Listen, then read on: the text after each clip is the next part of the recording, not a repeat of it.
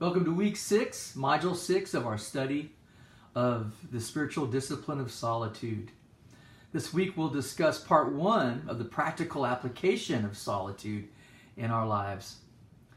I'll reiterate what Dallas Willard wrote. He said, "Solitude and silence are the most radical of the spiritual disciplines because they most directly attack the sources of human misery and wrongdoing. To be in solitude is to choose to do nothing for extensive periods of time. All accomplishment is given up. Silence is required to complete solitude, for until we enter quietness, the world still lays hold of us. When we go into solitude and silence, we stop making demands on God. It's enough that God is God and we are His." The late Dutch Catholic priest Henry Nouwen has said that without select times of seclusion before God, it's nearly impossible to live a spiritual life. Nouwen said, "Solitude begins with a time and a place for God and Him alone. If we really believe not only that God exists, but also that He's actively present in our lives, healing and teaching and guiding, we need to set aside a time and a space to give Him our undivided attention. We must begin by carefully planning some solitude." And by now each of you has read and completed a book review by Dr. Robert Morgan in which he advocates having a time with God in the morning. He mentions Psalm 143 verse 8, which states, "Let the morning bring the word of your unfailing love, for I have put my trust in you. Show me the way I should go, for to you I entrust my life." You know, there are several ways to meet with God, and they're very practical ways that we can. Times to meet with God can simply be while driving our car. I know in my own life, in between work and home or wherever I go, driving in the car and praying and listening to the Lord, even listening to a sermon.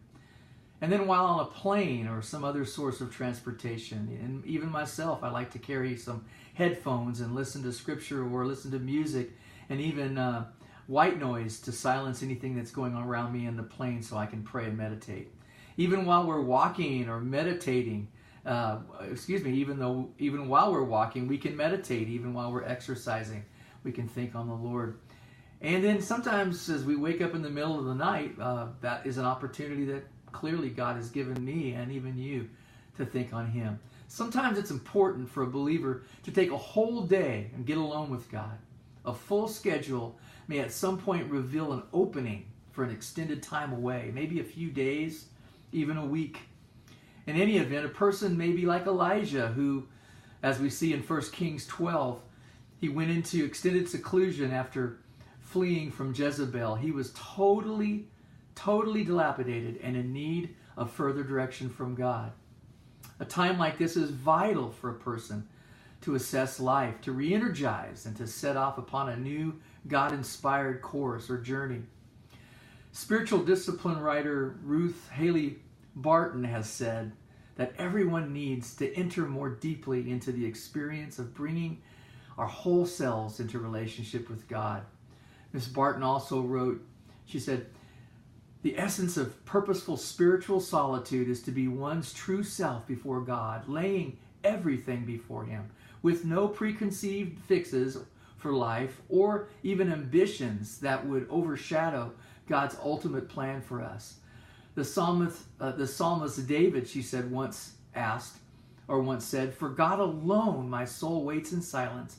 For Him comes my salvation. He alone is my rock and my salvation. My fortress, I shall not be greatly shaken." End quote. Dr. Robert Morgan has said that these purposeful breaks and life pauses in life are not just optional, but they're essential for a believer's physical, emotional, and spiritual health. Dr. Morgan wrote this, quote, "Having a well-ordered life and taking advantage of every minute doesn't require living in a hyperkinetic frenzy. On the contrary, it allows us to build in times of stillness, solitude, green pastures, quiet waters, rest, thinking, family time, days off, needed vacations, hobbies, recreation, and relaxation. The Bible calls this rest, end quote. A healthy life is kept through retreat, rest, and reflection. In Genesis 2, verse 2, we see that even God retreated on the seventh day. So this week, as we study the discipline of solitude, let's actually set aside some time and space to give God our undivided attention. May God go with you this week as you study and as you please Him.